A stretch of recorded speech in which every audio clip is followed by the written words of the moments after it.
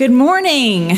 Welcome to First Unitarian Church. It's great to see everybody. Special welcome to those joining us on Zoom. We're really glad that you're here. And welcome to our visitors and guests. Thanks for being here today. We'd love it if you'd stay after worship and let us get to know you a little bit better. I have a few announcements as we get started.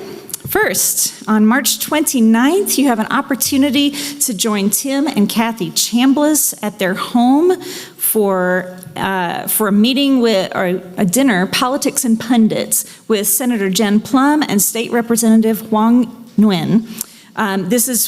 This is an auction item that didn't quite sell out, and I know there's somebody here who really wants to talk to these folks. So it's $100 donation for the seat, and it's going to be a fun time. So if you want to do that, talk to, who do I talk to? Email Stephanie. That's the way. Always email Stephanie, right? That's the way to do it. Okay. On March 30th, that's 2 weeks from today, Reverend Jay will have Ask the Minister Anything instead of a sermon. It's asking all of your deepest questions. I know that some of you have burning questions you would like to have answered in worship, so if that's you, please submit your questions at the welcome table. You write it on a card, drop it in the box, and if you're lucky, maybe your questions will get answered. That's on March 30th. And looking ahead toward the late spring, early summer. On May 31st, we will have our art festival. It's coming back as Harmony Fest. It's going to be really cool. This festival will celebrate community, connection, and creativity through art and music, featuring artists, fine crafts, jewelry, and more. We are looking for artists. If that's you, if you do arts, fine crafts, or jewelry, we'd love to have you submit to be one of the featured artists. You can do that on our website or through the link in the torch. This week we have Women's Circle, Gentle Yoga, Queer Joy Night. Environmental Ministry has its spring swap on Saturday, and next Sunday is the annual spring potluck in the evening. You can find all of this and more on your announcement page that you get coming in the door or on the torch email that comes to your inbox. Now, with all the announcements of a busy week behind us, we settle into this moment and light our chalice to begin our worship. Today I bring you these words by Reinhold Niebuhr. Nothing worth doing is completed in our lifetime. Therefore, we are saved by hope. Nothing true or beautiful or good makes complete sense in any immediate context of history. Therefore, we are saved by faith. Nothing we do, however virtuous, can be accomplished alone. Therefore, we are saved by love.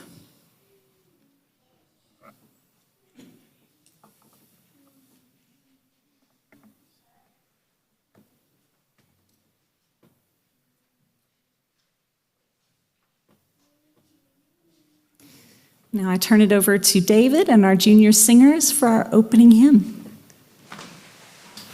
So remember last week when I said we're not going to do new hymns? That was a lie. If you look on your pews, you have some of my remarkably accurate handwritten manuscripts, or you've got word sheets. It doesn't matter. Do whatever you can follow easiest and best. We're going to let the junior singers go all the way through it, so you can kind of learn it and get your heads around it, and then we'll all stand up and do it together, okay? So the junior singers are going to do it first.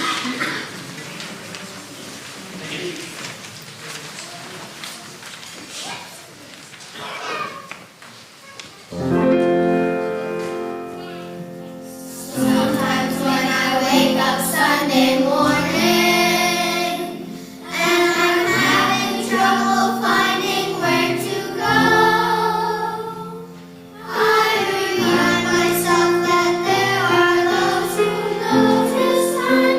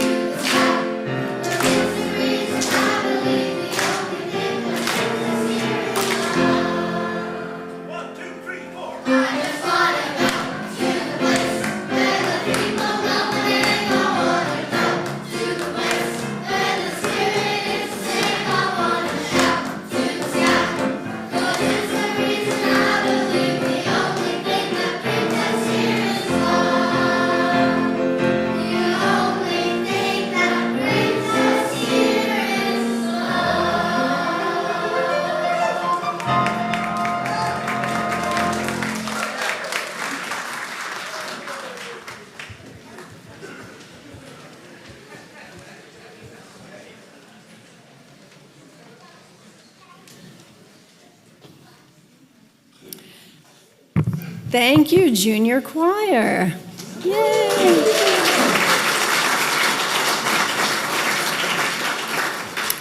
Our March, yes, it's still March. Our March theme for our lay ministry series is generosity. Because as you may know, we are about to come up on the end of our pledge drive. Yay! I thought about it. I'm happy to welcome up today's lay minister, Henry Whiteside, who will speak on generosity.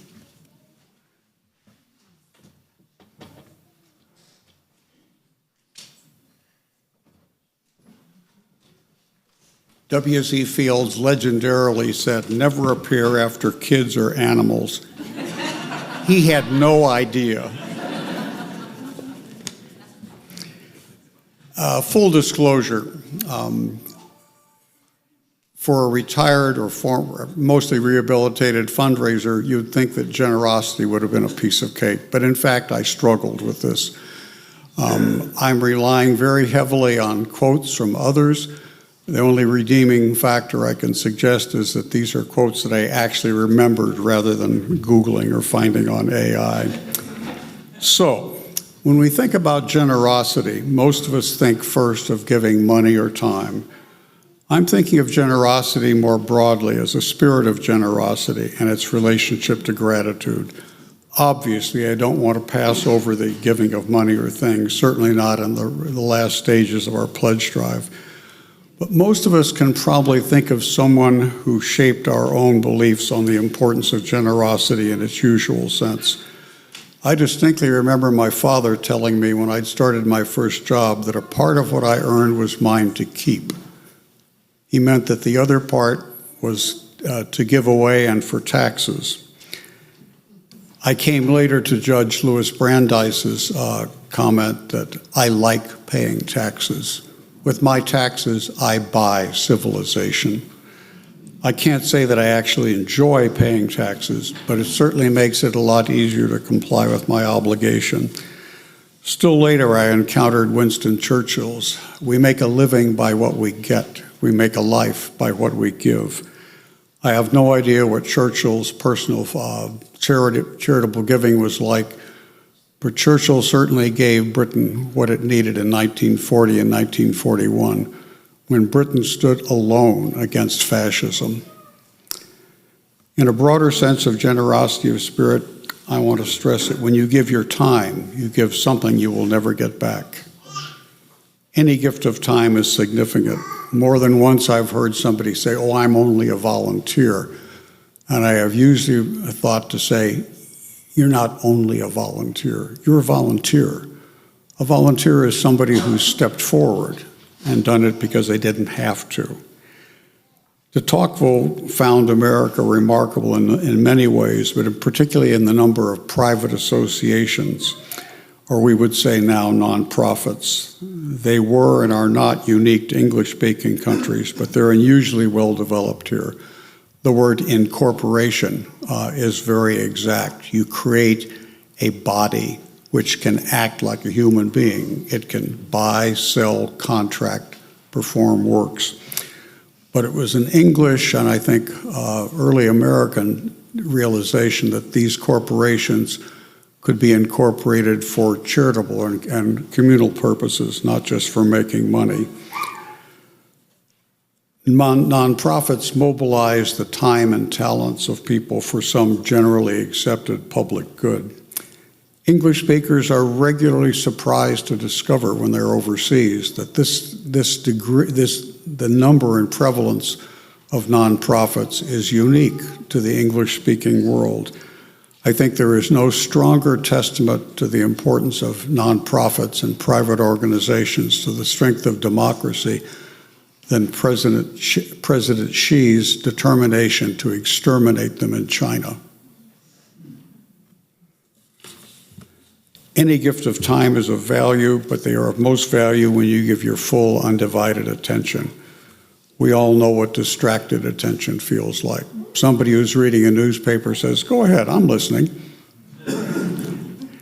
With busy lives, it's easy to lapse into this distracted attention. Children are especially sensitive to divided attention.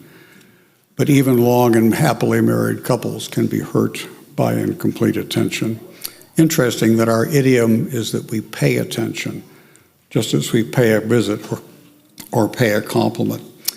Long ago, a newspaper quote caught my eye. Few of us know what it means to be someone who means nothing to anyone.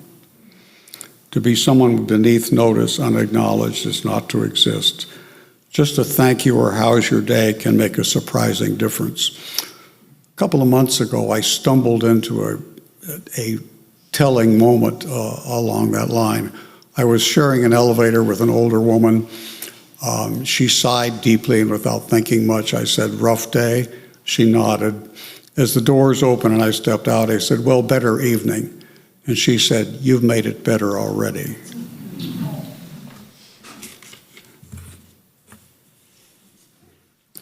George O'Keeffe wrote, "No one sees a flower, not really. They are so small and we haven't time. And to see a flower takes time, like to have a friend takes time." We speak of finding a friend, but I think the better term is making a friend. Friendships, like a lacquer finish, are built up layer by layer over time, spent together in acts of friendship. There is no royal road to geometry, Euclid is reported to have told Ptolemy when he asked if there was not an easier route to mastering algebra, or geometry it was, sorry. Nor is there an express lane to making friendships. New friends can of course be made, but legendarily, you can't make new old friends. My mother's life really exemplified gifts of time and attention. Being there for friends when misfortune strikes, quite apart from what you say or do, is what matters. They won't remember what you said, but they will remember that you were there. An Illinois senator a long time ago wrote, "There is no end to the good you can do if you don't care who gets the credit." I used to be on the board at Guadalupe Schools when they switched from taking Christmas Sub for Santa, where the board and staff took gifts into the home, to creating a Santa shop where parents shopped for gifts for their own kids, which they then wrapped, labeled, and took home, rather than a board or staff delivering it. Finally, I want to suggest that gratitude and generosity are paired. When you feel you have been given, you're more ready to give. Thank you.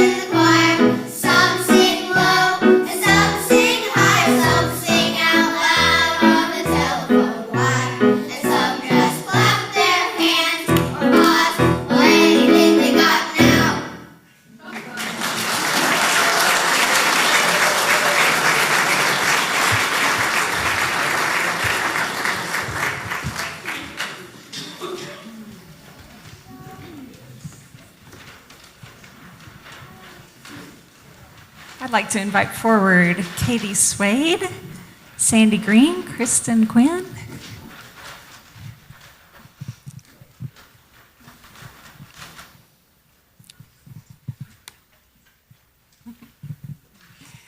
It is with joy and enthusiasm that the ministers, the Board of Trustees, and the hospitality team at First Unitarian Church welcome new members to our congregation today.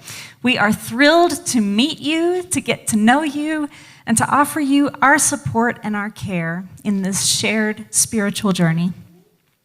Joining a Unitarian Universalist community does not require assent to a creed, a shared statement of belief about the nature of reality or the requirements of salvation. However, to become a member does require something of us. It requires a commitment to the welfare of the whole community, not just ourselves. It requires us to relinquish consumption and embrace cultivation. And it requires us to align ourselves with covenant. Covenant is a deeply countercultural agreement about how we're going to be when we're together.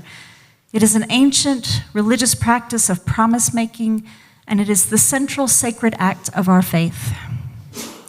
The covenant of this congregation speaks to us of fellowship and freedom, two essential elements of a Unitarian Universalist community.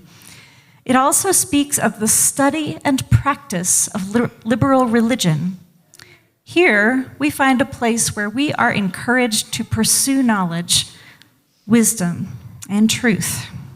We enter into the stream of what is often called the living tradition of Unitarian Universalism, receiving from our religious ancestors the treasures of liberty of mind, fervor of heart, and persistence of memory. And we are thus given the tools to create our faith anew for our own times. But we also covenant to the practice of liberal religion. To practice liberal religion, we must go beyond study. I used to have a professor in music school who would tell us, reading about music is like swimming about biking. He meant that if we really want to understand music, we must make music. We must get out of our heads and into the messy work of music making. And so it is with our life together as a congregation. Liberal religion is not a spectator sport. It is a practice. And if I recall anything else from music school, it is this: if we only practice what we are already good at, we will learn nothing. We must be willing to practice what we don't yet know, to commit ourselves to teamwork, and to make mistakes and learn from them in order to practice this faith. So then, how shall we practice? Our covenant tells us, with love. Love is the spirit of this church, with service to one another and to the larger community, its greatest concern. We shall practice love as a verb, not just as an emotion. We shall serve one another and learn to receive the service of others with grace and gratitude. And we shall learn to serve our community the same way. We covenant to dwell together in peace, to seek the truth in all things, and to help one another. What a beautiful practice to which you are called, our new friends and our newest members. Whether you've been here for many years or you've just discovered this community, you belong here. Thank you for practicing with us. Now I will invite forward those persons who would like to become members of our congregation to come forward and sign the book when I call your name. If you have already signed, you can skip that part, but please come forward and let us welcome you with gifts and the hug or handshake or fist bump of fellowship. We'll start with Mary Beth Clark.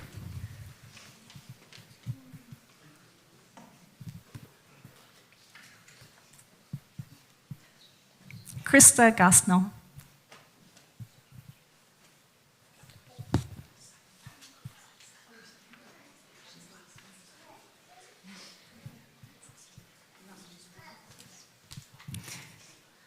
Haley Jennings.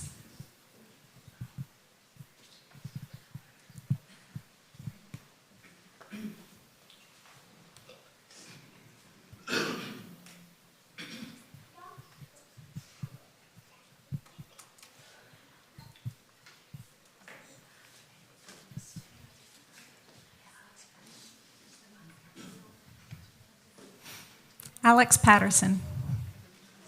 And Matthew Patterson.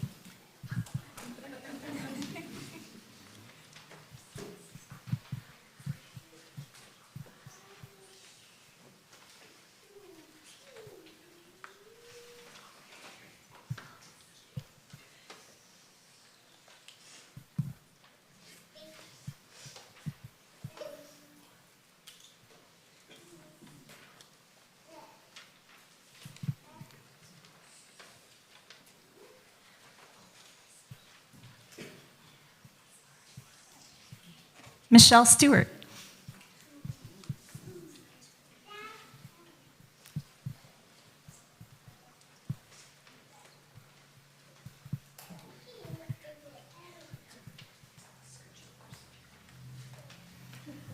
And John Young.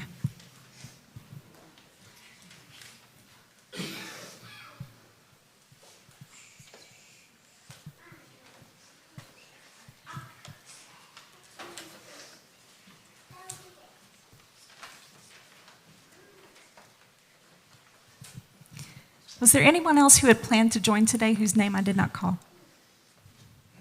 Great.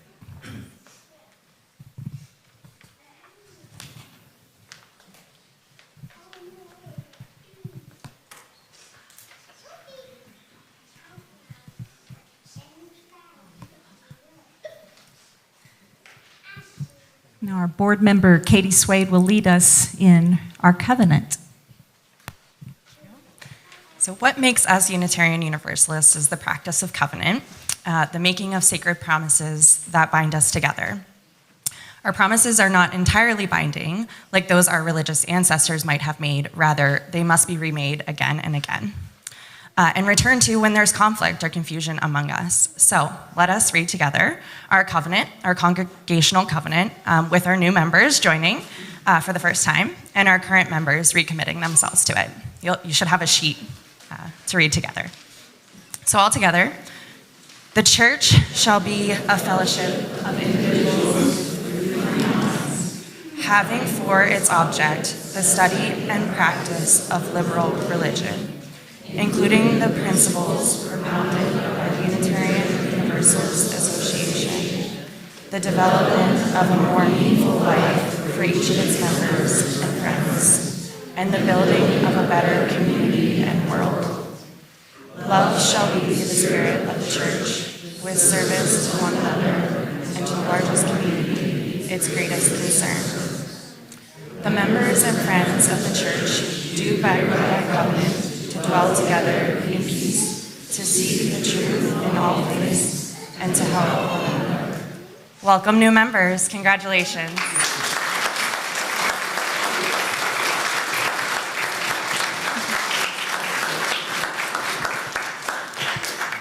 I want to extend special thanks to Sandy Green and Kristen Quinn for teaching our new member class this time. And there will be another opportunity for members to join our church in a ceremony on June 1st. So if you are interested in that, please keep your ears and eyes open for the next class.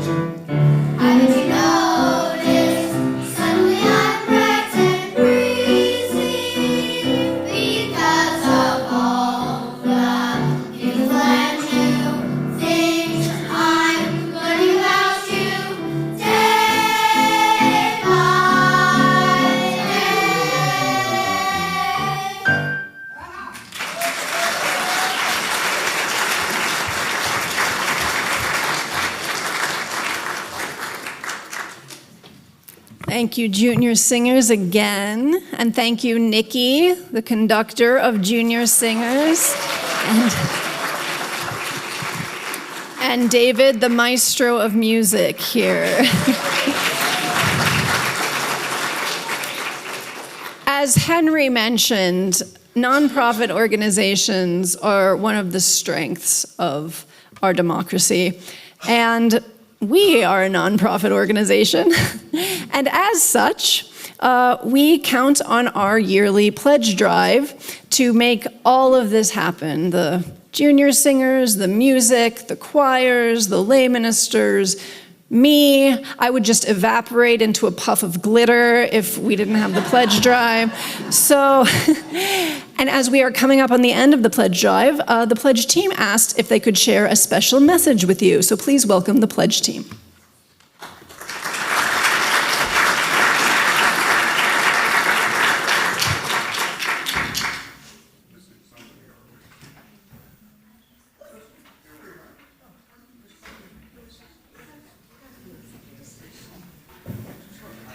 Better decide what we're going to tell them. What we're going to tell them. We were going to tell you that this is the last week of the pledge drive. Only 7 more days to make our goal. That's what we're going to tell them. And we better level with them. We got a ways to go. But most of you have turned in your pledge cards. We had a goal of 20 new first-time pledgers. We now have 13. We have 60 who have increased their pledges. One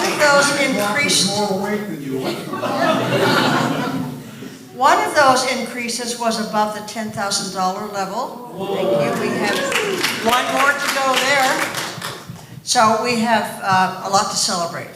And we have a fabulous pledge team who know how to dig deeper now.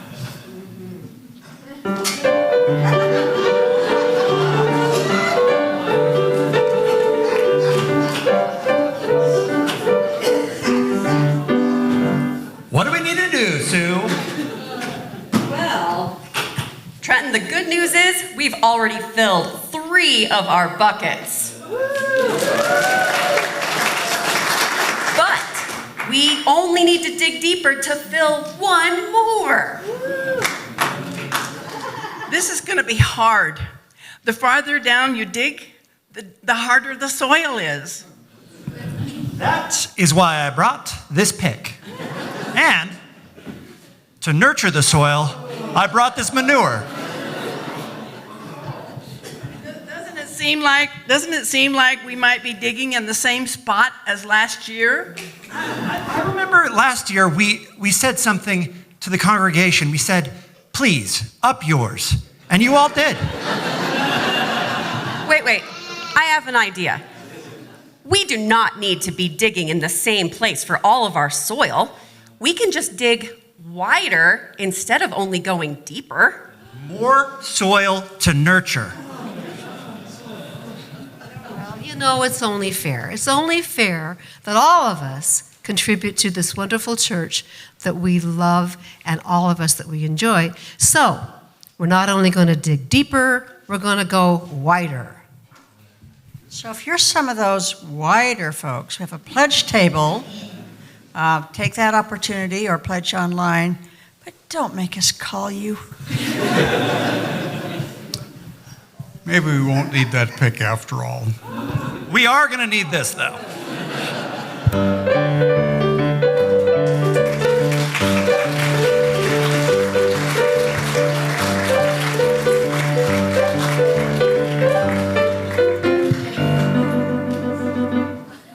Yeehaw!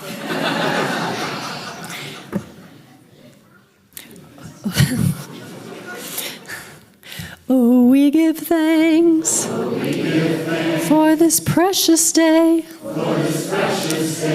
for all gathered here, and those far away, for this time we share, with love and care. Oh, we give thanks for this precious day. The offering for the work of the church will now be gratefully received, and please take this time to greet one another as well.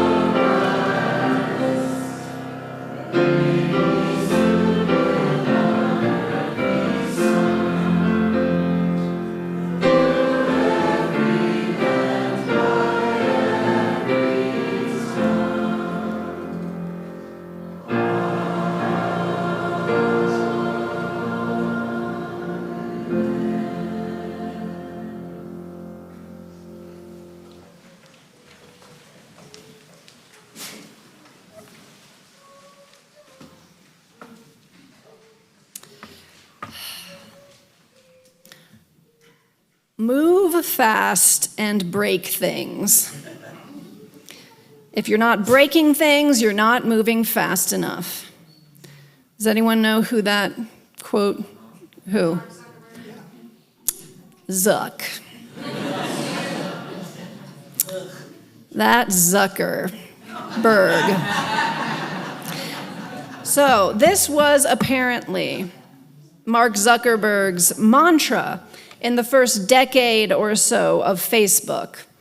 And it's become associated overall with the Silicon Valley culture of all the tech elite, right? Bezos and Altman. And though I hear at one point he actually did create things, such as electric cars that may or may not explode, and over a dozen sex-selected children by a harem of women, Elon Musk. Ouch. Move fast and break things. On its face, it supports innovation, cutting through bureaucracy and red tape that might slow down somebody older, stodgier, or less piercingly brilliant than you. The hacker, the trickster of the 90s media, always one step ahead of the establishment. Smarter, faster, chaotic good, chaotic neutral. I remember when this idea felt exciting. After all, I was young then, riding the now cringe millennial hope bullet train. We were going to break open the world so we could build something new. A utopian society of equality and love, how it was always meant to be. Of course, if you had asked me what that would look like back then, I might have frozen. Maybe I'd allude to the summer that I spent on an organic farm in southern Indiana as part of an immersive permaculture college course, where we all showered outside and killed and plucked our own chickens, and where my 50-year-old married professor hit on my 19-year-old friend every night so persistently that she went home early, avoiding the violent food poisoning that the rest of us would get just a few days later, either because we weren't washing our hands after we used the composting toilets, or because our vegan chef perhaps misidentified some of the mushrooms he foraged. I hear that's how the Buddha went out, though, so. Anyway, the point is, building things is much harder and slower than breaking things. But if you want something to change fast, breaking it is always going to seem more satisfying in the short term. After all, building things takes so long. A city that took 100 years or more to build can burn down in a day. As our attention spans get shorter and shorter building may even come to seem impossible. Like magic, maybe even a lie, not to be trusted. Something from the past, and of course, the past is always bad. The mantra, move fast and break things, privileges the new over the old. The abstract future over the established past. After all, don't we hate establishments? Running with a sophomoric and sometimes unwitting Foucaultian ideology, this mindset privileges deconstruction over construction. Even though this mantra supposedly supports innovation, which sounds like it's building something. But the way it's been done in Silicon Valley, at least for the past couple of decades, building is not a requirement for innovation. In that world, innovation just means disruption. According to this mindset, it's better to disrupt than to create. My friend who lives the tech dream in San Francisco and worked for Google for over a decade until they removed "Don't be evil" from their motto, likes to poke fun at all the startups he sees in the Bay Area. We're gonna disrupt the organic macronutrition bar industry. We're gonna disrupt journaling. We're gonna disrupt laundry with a scalable, game-changing app with a focus on user interface. Now, you may be familiar with the disruption model. It was Napster and then Spotify that disrupted the evil music industry and made music more widely available to the masses. But it is also the reason that now most of my successful musician friends also have day jobs. Take that, evil music industry. And it was Netflix, that disrupted the movie and TV industry, initially making it easier and cheaper for the masses to watch all of our favorite shows and movies, and even creating some impressive artistic programs at one point that provided outlets for stories too risky for the evil established studios. However, now that its model is taken over, it can be harder to watch the shows and the movies that you want. And if you do want to watch everything that you like, you wind up paying so much for so many different subscriptions that it vastly surpasses my parents' cable bill in the 90s, even adjusted for inflation.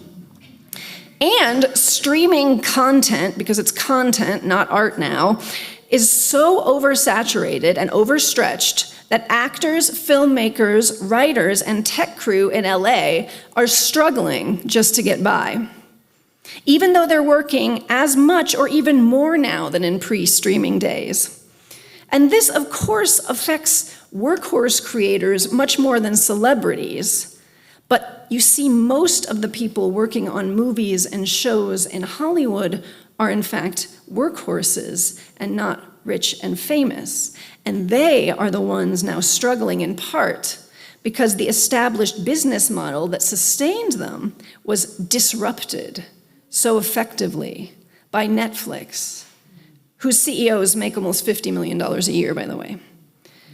Take that, evil film industry.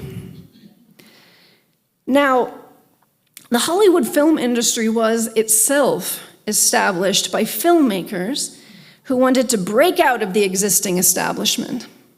In the early 20th century, the American film industry was essentially a New York-based monopoly, ruled over by Thomas Edison and the Motion Picture Patents Company. Seeking to escape the litany of patents and restrictions and lawsuits that made telling great stories prohibitive, a slew of independent filmmakers moved to the cheap desert town of Los Angeles, where they created a new way of making movies that broke free of the old stodgy models. Now, at face value, this may sound quite similar to the story of Netflix. However, the key difference lies in the core motivation. The progenitors of Hollywood were moved primarily by the drive to create. Netflix, on the other hand, was always only founded on the drive to disrupt and enrich its creators in the disruption. After all, originally Netflix was only a distribution service.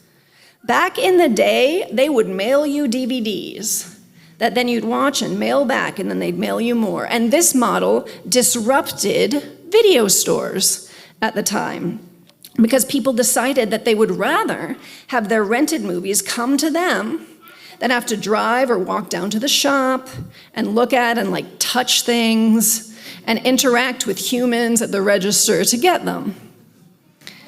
And then even in the early days of the game-changing Netflix streaming service, it only carried shows and movies that already existed. Again, it was not created to be a creator.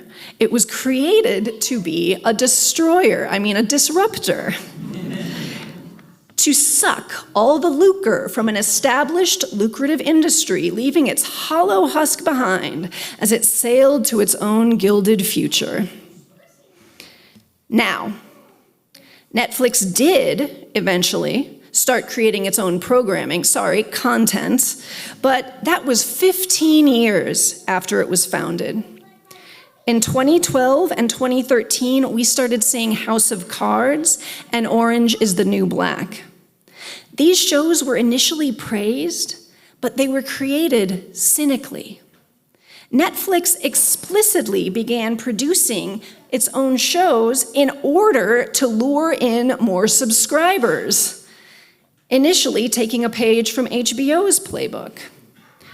That's why, in the early days of Netflix programming, it was making what we used to call prestige television. If people would subscribe to HBO just to watch Game of Thrones, surely they would subscribe to Netflix for $8 a month to watch an ensemble cast of prison lesbians play out Shakespearean character arcs with frequent interludes of nudity and drugs. Also, that explains why, now that they've won, Netflix shows are pretty much either Love Island 16 or they get canceled after one season. Though I do hear they give us a Stranger Things every few years or so, and I guess some people are still excited about that. Netflix was created to make lots and lots of money for its founders and investors by shilling other people's art and hard work in a slightly more convenient package than other people were shilling it at the time, thus putting them out of business or making them struggle. It made and makes shows only in service of hooking people on the platform to enrich its C-suite to godlike levels and not to tell stories or support artists. This brave new world is, by all accounts, worse for artists than the old one, but that should not shock us. That's how the Silicon Valley disruption playbook goes. Destroy, then worry about what you'll make later. Amazon operated at a loss for over a decade because its only goal was to put as many brick and mortar shops out of business as possible so it could have a monopoly. Now, you can only buy a lot of things from Amazon, and the quality sucks. Take that, big stores. Uber operated at a loss for years just to screw over cab companies who inefficiently provided cars and benefits to their actual employees. Well, Uber got rid of all that. Take that, big cab companies. Now, I was an anti-establishment young person in many ways.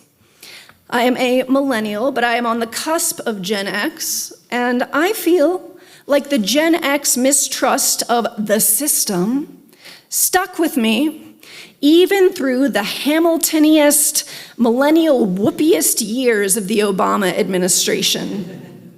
Establishments and organizations from the United States federal government to the Catholic Church have undoubtedly wielded their power irresponsibly at times.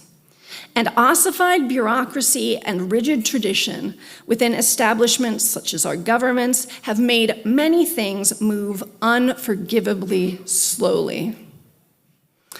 I heard Ezra Klein last week say that if liberals want people not to fall for the false promises of strong men, then they need to provide an alternative that works.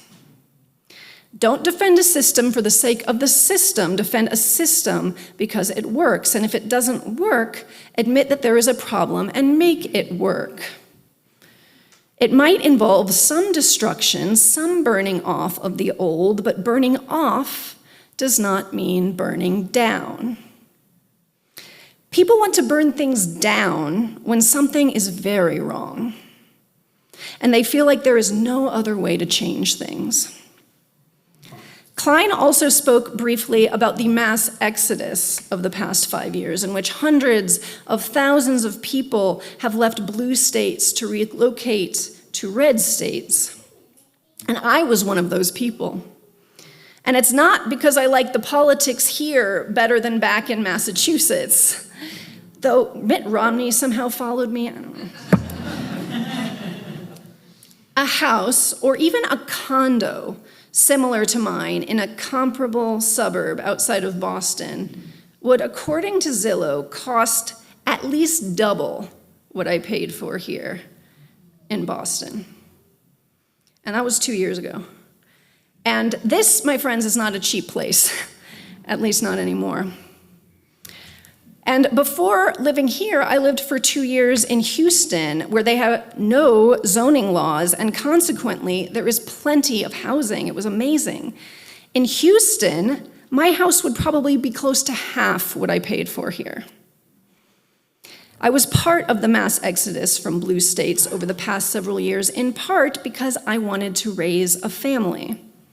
And I didn't see how it would be financially possible in Boston, where I had a support system and had spent nearly my entire adult life where politically, ideologically, I was aligned. Truly, though, the bureaucracy in Boston felt so fossilized that I can see why someone might want to take a chainsaw to it. Destroyers are not necessarily bad. So I know that y'all love it when I do the Bible quizzes on Sunday morning, but today we're going to have a Hindu deity quiz. Who is this? Bless. No, Shiva. Who said Shiva? Yes. Okay, 10 points to those of you. Excellent. So the tripartite Hindu deity has three primary manifestations. Each one is equally as important and holy as the others. They are Brahma, the creator, Vishnu, the sustainer, and Shiva, the destroyer.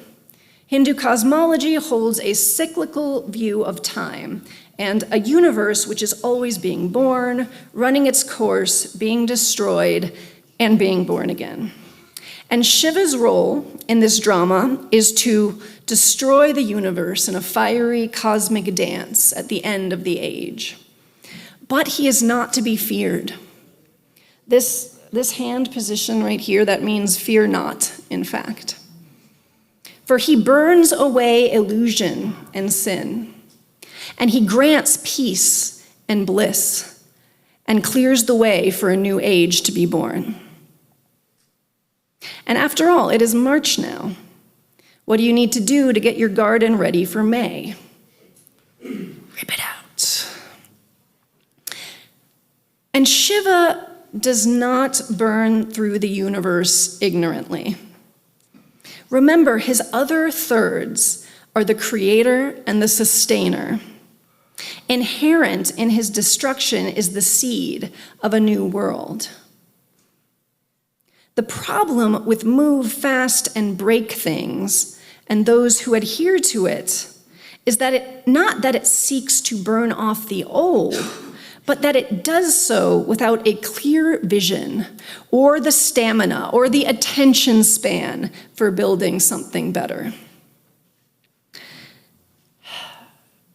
Remember, it is much harder and slower to build than it is to tear down.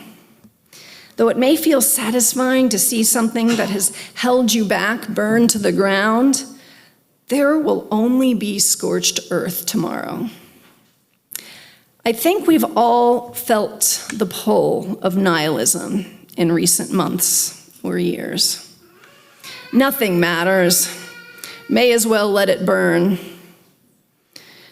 But I believe that in the cycle of the universe, each cycle of destruction carries the seed of creation, even if those with the chainsaws don't see it.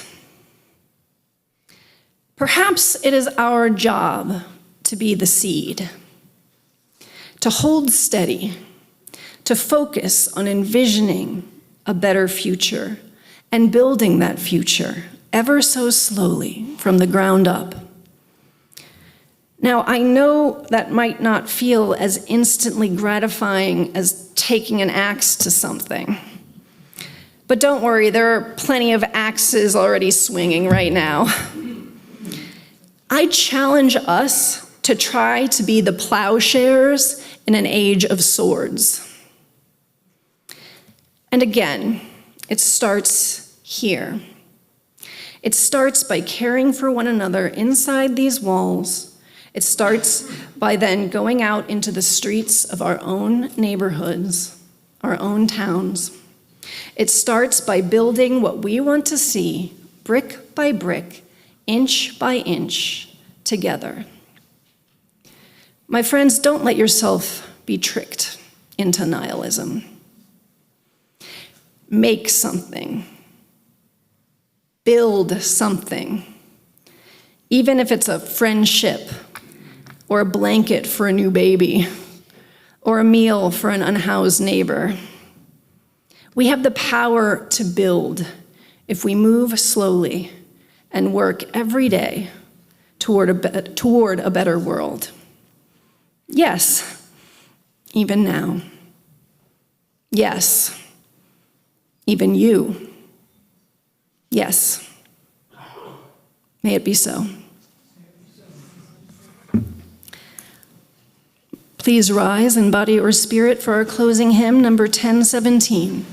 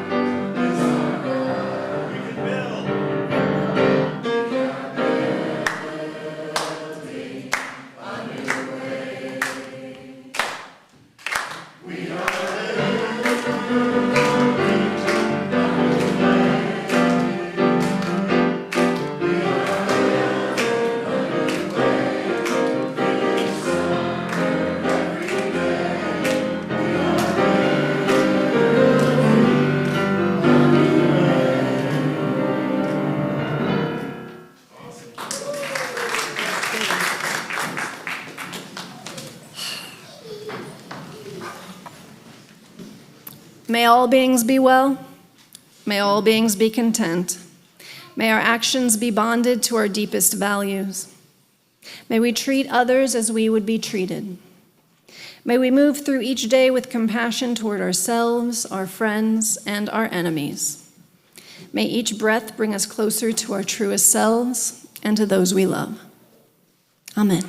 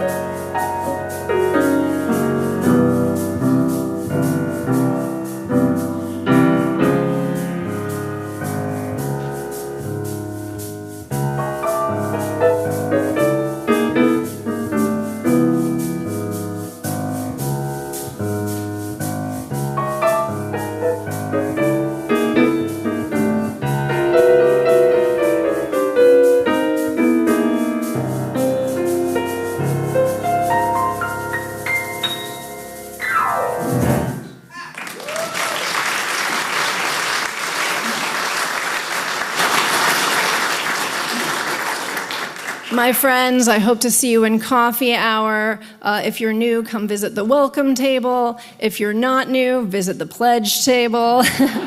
Get your pledge cards in, if you can, up yours. And if you're LGBTQ plus, come to Queer Joy Wednesday, because we're going to be doing crafts this Wednesday. Yay. See you out there.